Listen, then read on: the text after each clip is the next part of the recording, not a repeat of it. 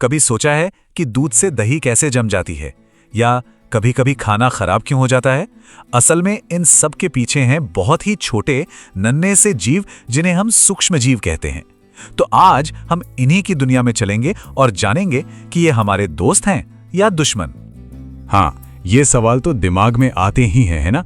जैसे दूध का दही बन जाना, या इडली का घोल कैसे फूल जाता है, और वो रखी हुई ब्रेड पर जो अजीब सी परत जम जाती है, उसका क्या? आखिर इन सब के पीछे का राज है क्या? और इन सभी सवालों का बस एक ही जवाब है, सूक्ष्म जीव।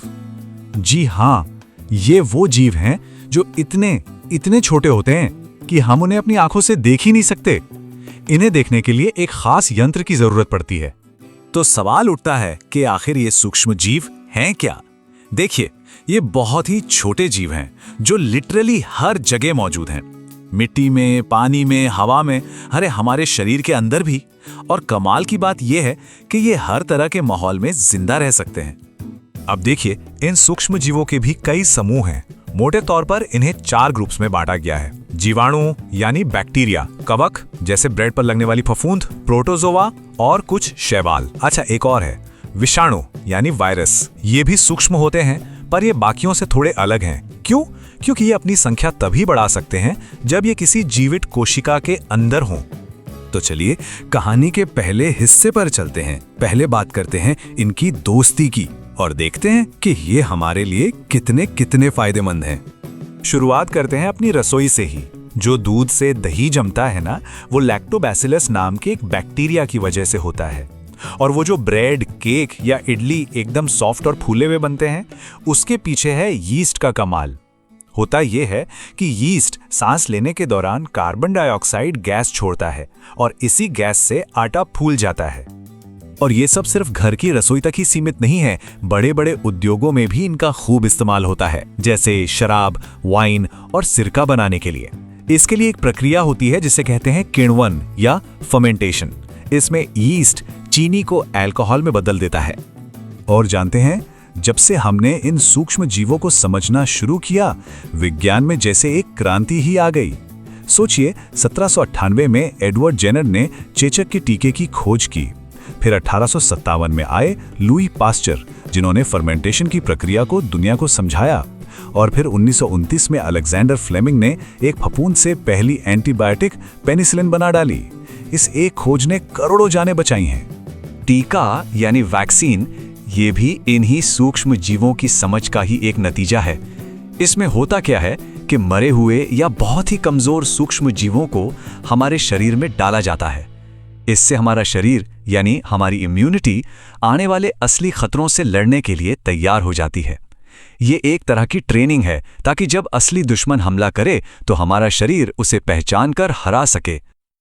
ये सूक्ष्म जीव सिर्फ यही सब नहीं करते, ये तो प्रकृति के सफाई कर्मचारी भी हैं। जी हाँ, ये मरे हुए पेड़ पौधों और जानवरों जैसे जैविक कचरे को छोटे छोटे टुकड़ों में तोड़कर सरल पदार्थों में बदल देते हैं। इससे 2 फायदे होते हैं।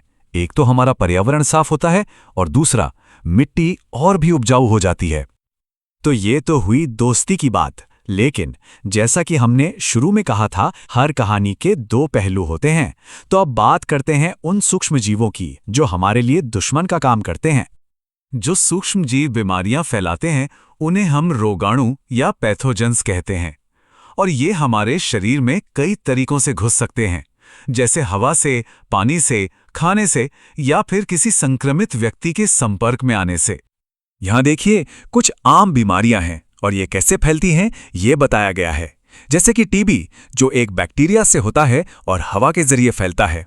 वहीं मलेरिया एक प्रोटोजोआ से होता है और इसे फैलाने का काम करता है एक मच्छर। ऐसी बीमारियां जो एक बीमार व्यक्ति से एक स्वस्थ व्यक्ति में फैल सकती हैं, उन्हें संचरणीय रोग कहा जाता है। और कई बार कुछ कीड़े मकोड़े और जानवर इन बीमारियों को फैलाने का काम करते हैं। इन्हें कहते हैं रोग वाहक, जैसे घर में घूमने वाली मक्खी या फिर मलेरिया फैलाने वाला मच्छर। और एक बात समझना जरूरी है कि ये रोगाणु सिर्फ हम इंसानों को ही बीमार नहीं करते, ये जानवरों और पेड़ पौधों को भी अपनी चपेट में ले लेते हैं। इसकी वजह से खेतीबाड़ी और पशुपालन को बहुत भारी नुकसान हो सकता है। कभी कभी क्या होता है कि हमारे खाने पर कुछ सूक्ष्म जीव उगने लगते हैं और वो जहरीले पदार्थ पैदा करते हैं, और अगर ऐसा खाना खा लिया जाए तो फूड पॉइजनिंग हो जाती है, जो कि एक बहुत ही गंभीर और खतरनाक स्थिति हो सकती है। तो फिर सवाल ये है कि हम अपने खाने को इन खतरनाक सूक्ष्म जीवों से बचाएं कैसे? खैर, इसका जवाब है खाद्य परिरक्षण, यानी फूड प्रिजर्वेशन। इसके लिए कई तरीके अपनाए जाते हैं, जैसे नमक और चीनी का इस्तेमाल। ये खाने में नमी कम कर देते हैं, जिससे बैक्टीरिया पनप नहीं पाते। तेल और सिरका एक ऐसा माहौल बना देते हैं जिसमें बैक्टीरिया जिंदा ही नहीं रह सकते। फिर गर्मी और ठंड का इस्तेमाल तो है ही। उबालने से सूक्ष्म जीव मर जाते हैं और फ्रिज में रखने से उनकी ग्रोथ धीमी हो जाती है। और हाँ, पाश्चुरीकरण भी एक तरीका है, जिससे दूध को लंबे समय तक सुरक्षित रखा जाता है। चलिए, अब आखिर में एक बहुत बड़े और जरूरी संतुलन की बात करते हैं, जिसमें सूक्ष्म जीव एक हीरो की भूमिका निभाते हैं, और वो है प्रकृति का नाइट्रोजन चक्र। क्या आप जानते हैं कि हमारे आसपास जो हवा है उसमें 78% नाइट्रोजन गैस है? ये गैस सभी जीवित प्राणियों के लिए बेहद जरूरी है। हमारे शरीर के प्रोटीन से लेकर पौधों के क्लोरोफिल तक सब में नाइट्रोजन होता है। लेकिन यहाँ एक पेंच है। हम या पेड़ पौधे कोई भी इस नाइट्रोजन को सीधे हवा से इस्तेमाल नहीं कर सकता। तो फिर यह हमें मिलती कैसे है? यहीं पर हमारे दोस्त कुछ खास बैक्टीरिया और नीले हरे शैवाल काम आते हैं। ये हवा की नाइट्रोजन को पकड़कर उसे ऐसे यौगिकों में बदल देते हैं जिन्हें पौधे आसानी से मिट्टी से सोख लेते हैं। इस प्रक्रिया को नाइट्रोजन स्थिरीकरण कहते हैं, और यकीन मानिए, इसके बिना धरती पर जीवन संभव ही नहीं है। तो फिर आखिर में सवाल वही है, सूक्ष्म जीव हमारे मित्र हैं या शत्रु? और इसका जवाब ये है कि वो दोनों हैं। एक तरफ वो बीमारियां फैलाते हैं, तो दूसरी तरफ उनके बिना ना तो दही जमेगी, ना हमारा पर्यावरण साफ रहेगा, और न ही पेड़ पौधों को वो जरूरी नाइट्रोजन मिल पाएगा। तो सोचिए, अगर ये न होते तो हमारी दुनिया